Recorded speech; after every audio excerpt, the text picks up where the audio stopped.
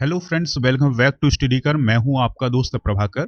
आज हम डिस्कस करेंगे 17 दिसंबर 2021 से related most important current affairs. तो आप इस लेक्चर को बहुत ही ध्यान से सुनिएगा। ये लेक्चर आपके एग्जाम के पॉइंट ऑफ व्यू से इंपॉर्टेंट होने वाला है। लास्ट में आपसे कुछ क्वेश्चन पूछे जाएंगे, तो उनके आंसर आपको कमेंट बॉक्स में जरूर देना है। दोस्तों, पहला क्वेश्चन डिस्कस करते हैं। इंपॉर्टेंट क्वेश्चन है, तो ध्यान से सुनिएगा। किस देश की नेशनल यूनिटी गवर्नमेंट ने ऑफिशियल तौर पर टेदर क्रिप्टो करेंसी के उपयोग को मंजूरी दे दी है? तो इंपॉर्टेंट क्वेश्चन है, आंसर होगा इसका म्यांमार। यानी म्यांमार की जो नेशनल यूनिटी गवर्नमेंट है, उसने हाल ही में ऑफिशियल तौर पर टेदर नाम की क्रिप्टो करेंसी के उपयोग को मंजूरी दे दी है।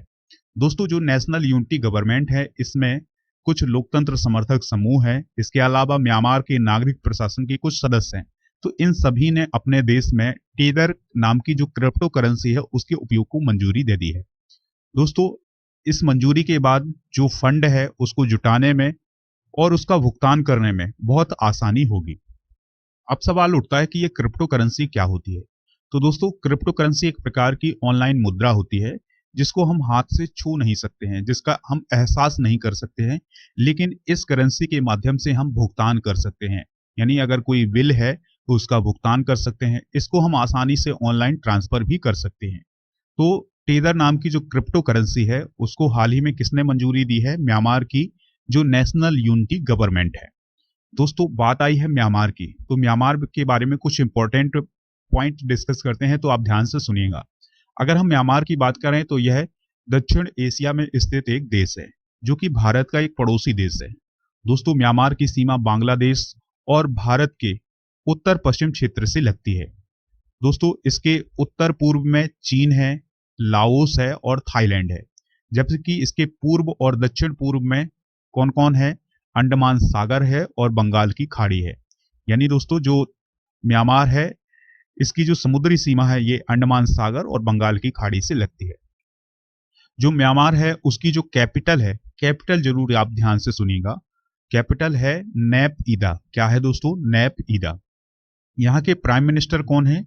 तो प्राइम मिनिस्टर का नाम है मिन ऑन्ग हलांग। क्या नाम है दोस्तों? मिन ऑन्ग हलांग। तो ये वर्तमान में प्राइम मिनिस्टर हैं कहाँ के? म्यांमार के।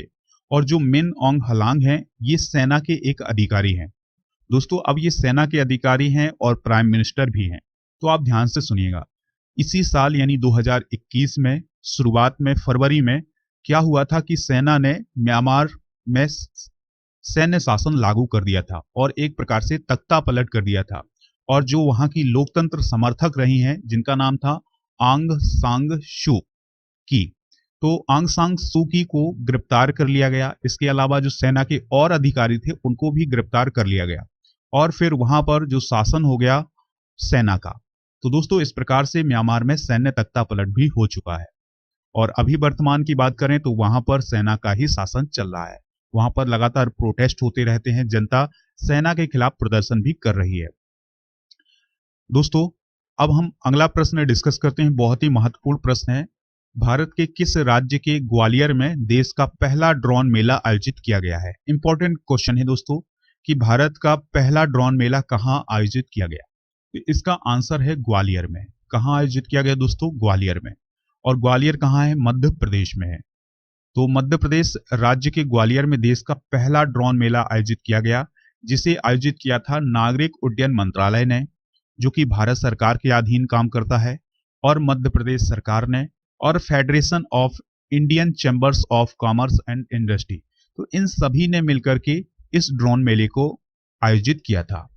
दोस्तों, इस मेले में नागरिक उड्डयन मंत्री ज्योतिरादित्य सिंधिया और मध्य प्रदेश के चीफ मिनिस्टर कौन है? शिवराज सिंह चौहान, तो वो शामिल हुए थे। और इसी मेले में एक घोषणा की गई है, तो आप ध्यान से सुनिएगा। इसी मेले में घोषणा की गई है कि ग्वालियर, भोपाल, इंदौर, जबलपुर और सतना, जो कि मध्य प्रदेश के शहर हैं, तो यहाँ पर 5 ड्रोन स्कूल खोले जाएंगे। दोस्तों, बात आई है मध्य प्रदेश की, तो मध्य प्रदेश के बारे में कुछ इंपॉर्टेंट पॉइंट ध्यान से सुनिएगा। मध्य प्रदेश के जो चीफ मिनिस्टर हैं, वो कौन है? शिवराज सिंह चौहान, जो कि भारतीय जनता पार्टी से संबंधित हैं। और अगर हम बात करें यहाँ के गवर्नर की, तो गवर्नर कौन है? मंगू भाई छगन भाई पटेल। और दोस्तों, कैपिटल तो हम सभी लोग जानते हैं, झीलों की नगरी क्या है? भोपाल। और इसके अलावा दोस्तों जो भोपाल का हबीबगंज रेलवे स्टेशन है उसका नाम अभी हाल ही में बदला गया है, जो कि मध्य प्रदेश में ही है। उसका नाम क्या किया गया है? रानी कमलापति रेलवे स्टेशन। चलिए फ्रेंड्स, अगला प्रश्न डिस्कस करते हैं। महत्वपूर्ण प्रश्न है, 16 दिसंबर को पूरे भारत में कौन सा दिवस मनाया जाता है? तो इसका आंसर होगा विजय दिवस। दोस्तों 16 दिसंबर को पूरे भारत में विजय दिवस मनाया जाता है। यह दिवस 16 दिसंबर को 1971 के युद्ध में पाकिस्तान पर भारत की जीत के कारण मनाया जाता है। यानी दोस्तों जो भारत और पाकिस्तान के बीच में 1971 में युद्ध हुआ था, उस युद्ध में भारत की जो जीत हुई थी, उस जीत को सेलिब्रेट करने के लिए ही हम हर साल 16 दिसंबर को कौन सा दिवस मनाते हैं? विजय दिवस मनाते हैं। जब ये युद्ध समाप्त हुआ तो उस युद्ध के बाद पाकिस्तान की सेना के 93,000 सैनिकों ने भारत की सेना के सामने आत्मसमर्पण किया था, जो कि भारत के लिए एक बहुत ही गर्व का विषय है दोस्तों। लेकिन इसमें भारत की सेना के कुछ सैनिक भी शहीद हुए थे, जिनकी संख्या थी 3,900। अब हम इस युद्ध से संबंधित कुछ और पॉइंट डिस्कस करते हैं, तो आप इनको ध्यान से सुनिएगा। भारत और पाकिस्तान के बीच 3 दिसंबर 1971 को युद्ध शुरू हुआ था, और यह जो युद्ध था यह 13 दिनों तक चला था, और 16 दिसंबर 1971 को ऑफिशियल तौर पर युद्ध समाप्त हो गया और भारत ने पाकिस्तान पर जीत हासिल कर दी और पाकिस्तान ने भारत के सामने सरेंडर कर दिया। दोस्तों अब आप सरेंडर के बारे में कुछ पॉइंट ध्यान से सुनिएगा। पूर्वी पाकिस्तान, जो कि आज का बांग्लादेश है, तो पूर्वी पाकिस्तान में पाकिस्तानी बलों के कमांडर थे लेफ्टिनेंट जनरल A.K. नियाजी। तो उन्होंने भारत के पूर्वी सैन्य commander lieutenant general Jagjit Singh Arora के सामने आत्मसमर्पण किया था, जिसके बाद 17 दिसंबर को 93,000 जो पाकिस्तानी सैनिक थे उन्होंने आत्मसमर्पण किया था भारतीय सेना के सामने। दोस्तों जो 1971 का युद्ध था, इस युद्ध के परिणाम स्वरूप एक नया देश बना था जिसका नाम था बांग्लादेश, जिसे पूर्व में पूर्वी पाकिस्तान के नाम से जाना जाता था। और इसको आजाद कराने में या इसके बनने में भारत की सबसे बड़ी भूमिका थी। तो भारत ही एकमात्र पहला देश था जिसने बांग्लादेश को एक राष्ट्र के रूप में मान्यता दी थी सबसे पहले। चलिए फ्रेंड्स, अगला प्रश्न डिस्कस करते हैं। इंपॉर्टेंट प्रश्न है, दिल्ली पुलिस ने कौन सा ई लर्निंग प्लेटफॉर्म लॉन्च किया है?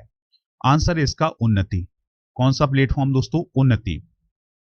तो दिल्ली पुलिस ने हाल ही में अखिल भारतीय तकनीकी शिक्षा परिषद के हॉल में, जो कि नई दिल्ली में है, वहां पर ई लर्निंग प्लेटफॉर्म को लॉन्च किया है।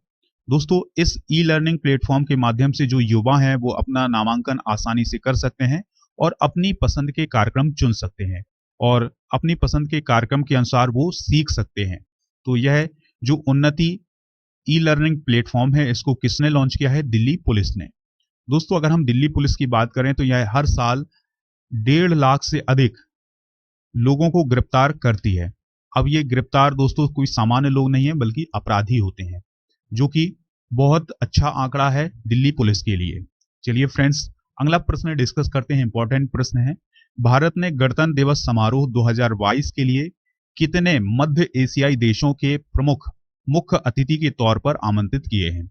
तो आंसर है इसका 5, यानी 5 देशों के जो प्रमुख होंगे वो गणतंत्र दिवस समारोह 2022 में शामिल होंगे भारत में।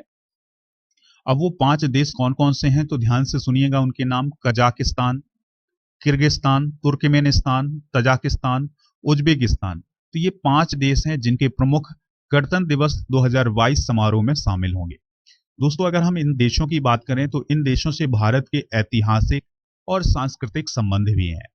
अगर ये देश शामिल होते हैं दोस्तों गणतंत्र दिवस समारोह पर, तो भारत और इन देशों के बीच जो संबंध हैं वो मजबूत होंगे। चलिए फ्रेंड्स, कुछ और पॉइंट डिस्कस करते हैं। पिछले कुछ सालों में जो गणतंत्र दिवस समारोह में मुख्य अतिथि के रूप में शामिल हुए हैं उनको हम डिस्कस करते हैं। तो 2020 में ब्राजील के राष्ट्रपति थे जिनका नाम था जायर बोल्सोनारो, वो मुख्य अतिथि के रूप में आमंत्रित किए गए थे। 2021 में, ध्यान से सुनिएगा, 2021 में कोई भी शामिल नहीं हुआ था क्योंकि उस समय कोविड का समय चल रहा था, तो उसके कारण कोई भी राजनेता शामिल नहीं हुआ था इसमें, यानी कोई भी मुख्य अतिथि के तौर पर नहीं आया था। इसमें 2021 में बोरिस जॉनसन को आमंत्रित किया गया था, लेकिन उन्होंने बाद में मना कर दिया था। दोस्तों 2019 में तत्कालीन अमेरिका के राष्ट्रपति थे डोनाल्ड ट्रंप के निमंत्रण के बाद दक्षिण अफ्रीका के जो राष्ट्रपति थे जिनका नाम था सिरिल रामाफोसा को मुख्य अतिथि के रूप में आमंत्रित किया गया था। दोस्तों, आसियान देशों के 10 नेताओं ने 2018 में गणतंत्र दिवस में भाग लिया था। 2017 की बात करें तो 2017 में मुख्य अतिथि के रूप में अबू धाबी के क्राउन प्रिंस शेख मोहम्मद बिन जायद अल नाहयान शामिल हुए थे।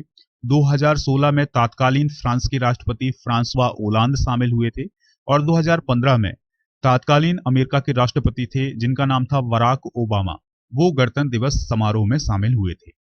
चलिए फ्रेंड्स, अगला प्रश्न डिस्कस करते हैं। इंपॉर्टेंट प्रश्न है, किसने हाल ही में दिल्ली की योगशाला कार्यक्रम की शुरुआत की है? आंसर है इसका अरविंद केजरीवाल। दोस्तों, दिल्ली के मुख्यमंत्री हैं अरविंद केजरीवाल, तो उनके द्वारा दिल्ली में दिल्ली की योगशाला कार्यक्रम की शुरुआत की गई है। तो दोस्तों, राष्ट्रीय राजधानी दिल्ली में लोगों को मुफ्त में योग कक्षाएं प्रदान करने के लिए दिल्ली सचिवालय के द्वारा कौन सा कार्यक्रम शुरू किया गया है? दिल्ली की योगशाला। तो यह जो योगशालाएं होंगी या योग की जो क्लासेस होंगी ये 2022 से शुरू होंगी, जनवरी 2022 से शुरू होंगी। इसमें दोस्तों 400 योग के टीचर शामिल किए गए हैं जो कि योग का प्रशिक्षण देंगे और इसमें लगभग 20,000 लोगों का अभ्यास किया जा सकता है। दोस्तों, इस कार्यक्रम के लॉन्च होने का जो मुख्य उद्देश्य है वो है लोगों को बीमार होने से रोका जाए। और एक बात और ध्यान से सुनना है कि ये जो योग की क्लासेस होंगी ये पूरी तरह से फ्री होंगी, यानी निःशुल्क होंगी।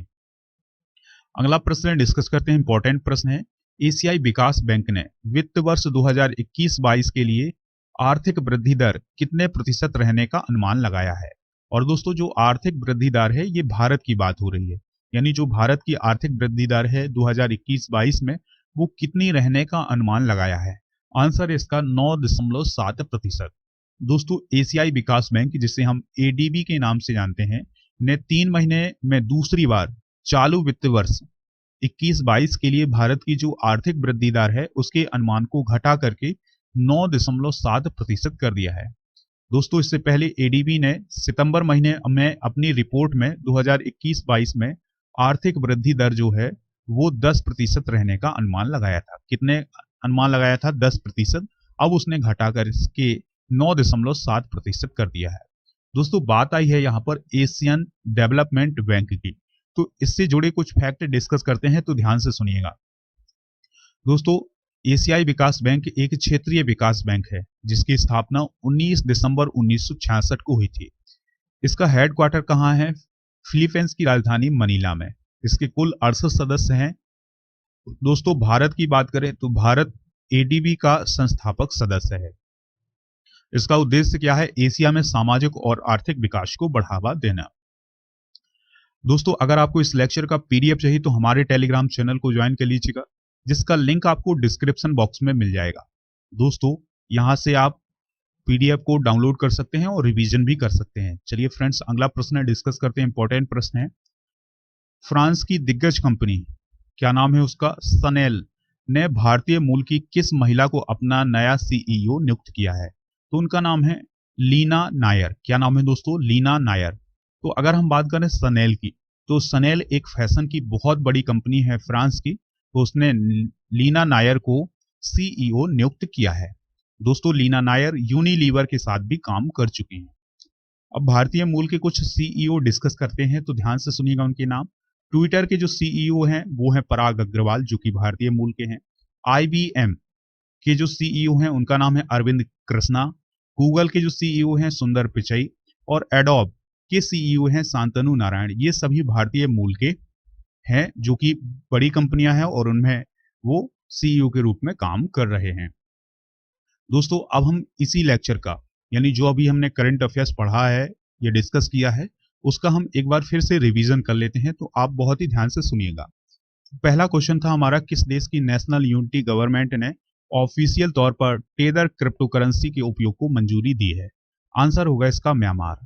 भारत के किस राज्य के ग्वालियर में देश का पहला ड्रोन मेला आयोजित किया गया है? आंसर है इसका मध्य प्रदेश। अगला प्रश्न है, 16 दिसंबर को पूरे भारत में कौन सा दिवस मनाया जाता है? तो विजय दिवस मनाया जाता है। दिल्ली पुलिस ने कौन सा ई लर्निंग प्लेटफॉर्म लॉन्च किया है? आंसर है इसका उन्नति। भारत ने गणतंत्र दिवस समारोह 2022 के लिए कितने मध्य एशियाई देशों के प्रमुख मुख्य अतिथि के रूप में आमंत्रित किए हैं? आंसर है इसका 5। किसने हाल ही में दिल्ली की योगशाला कार्यक्रम की शुरुआत की है? तो आंसर है इसका अरविंद केजरीवाल। दोस्तों, अगला प्रश्न था, एशियाई विकास बैंक ने वित्त वर्ष 2021-22 के लिए भारत की आर्थिक वृद्धि दर कितने प्रतिशत रहने का अनुमान लगाया है? आंसर इसका 9.7%। अगला प्रश्न है, लास्ट प्रश्न है दोस्तों, फ्रांस की दिग्गज कंपनी सनेल ने भारतीय मूल की किस महिला को अपना नया सीईओ नियुक्त किया है? आंसर होगा इसका लीना नायर। चलिए फ्रेंड्स, अब हम जीके से रिलेटेड कुछ इंपॉर्टेंट क्वेश्चन डिस्कस कर लेते हैं, तो ध्यान से सुनिएगा। पहला क्वेश्चन है, प्रकृति में पाए जाने वाला सबसे कठोरतम पदार्थ कौन सा है? आंसर होगा हीरा। समुद्री जल में लवण की औसत मात्रा कितनी होती है? 3.5%। राष्ट्रीय विकास परिषद का अध्यक्ष कौन होता है? तो प्राइम मिनिस्टर। सिकंदर ने भारत पर कब आक्रमण किया था? तो 326 बीसी में सिकंदर ने भारत पर आक्रमण किया था। भारत का संविधान बनने में कितना समय लगा था? तो 2 साल 11 महीने और 18 दिन का समय लगा था भारत का संविधान बनने में।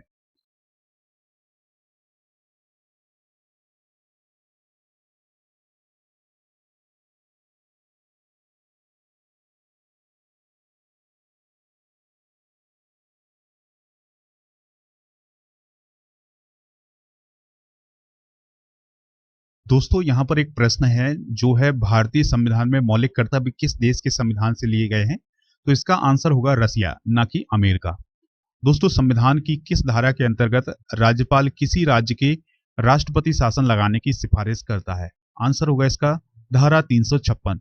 प्रोटॉन की खोज किसने की थी? तो आंसर है इसका रदरफोर्ड ने। चलिए फ्रेंड्स, अब हम वो क्वेश्चन डिस्कस करते हैं जिनके आंसर आपको कमेंट बॉक्स में देना है। तो पहला क्वेश्चन ध्यान से सुनिएगा, ट्विटर के वर्तमान में सीईओ कौन है? दूसरा क्वेश्चन है, म्यांमार की कैपिटल क्या है? तीसरा क्वेश्चन है, देश का पहला ड्रोन मेला कहां आयोजित किया गया था? और चौथा क्वेश्चन है, 2019 में गणतंत्र दिवस में मुख्य अतिथि के रूप में भारत कौन आए थे? तो इन सभी प्रश्नों के आंसर आप कमेंट बॉक्स में जरूर दीजिएगा। कल के जो आंसर हैं वो सबसे सटीक किसने दिए हैं? तो ध्यान से सुनिएगा उन लोगों के नाम, महेंद्र सिंह, बिमला यादव, नूरुल हसन और रवि कश्यप। तो इन सभी लोगों ने कल के आंसर बहुत ही सटीक दिए हैं। आप भी आंसर दीजिएगा, हमें इंतजार रहेगा आपके आंसर का। दोस्तों, आप स्टडी कर को खबरिया पर फॉलो कर लीजिएगा, जहां पर आपको मोस्ट इंपॉर्टेंट ऑडियो लेक्चर मिल जाएंगे। इसके अलावा आपको मेरा मॉडर्न इंडियन हिस्ट्री का ऑडियो कोर्स मिल जाएगा। आप हमसे 8602319713 पर व्हाट्सएप कर सकते हैं और दोस्तों, स्टडी से रिलेटेड कोई भी हेल्प पा सकते हैं। दोस्तों, आप राजा गुप्ता को अनअकैडमी पर फॉलो कर लीजिएगा, जहां पर आपको उनकी स्पेशल क्लासेस, लाइव क्लासेस मिल जाएंगी। इसके अलावा जो दिसंबर 2021 में कुछ बैचेज स्टार्ट हुए हैं, अगर आप उनको परचेज करना चाहते हैं या फिर अनअकैडमी पर कोई भी फ्री क्लास ज्वाइन करना चाहते हैं, तो उसके लिए आप एक रेफरल कोड यूज करिएगा, राजा नंबर 1। अगर आप बैचेज ज्वाइन करते हैं तो उनमें छूट लेने के लिए भी आपको एक रेफरल कोड यूज करना होगा, राजा नंबर 1। और अगर आप फ्री क्लास भी ज्वाइन करना चाहते हैं तो उसके लिए भी आप राजा नंबर 1 रेफरल कोड यूज करिएगा। दोस्तों, अगर आपको ये लेक्चर पसंद आया है तो लाइक और शेयर जरूर करिएगा, जिससे स्टडी कर को सपोर्ट मिल सके। चलिए फ्रेंड्स, मिलते हैं नेक्स्ट लेक्चर में। जय हिंद, वंदे मातरम।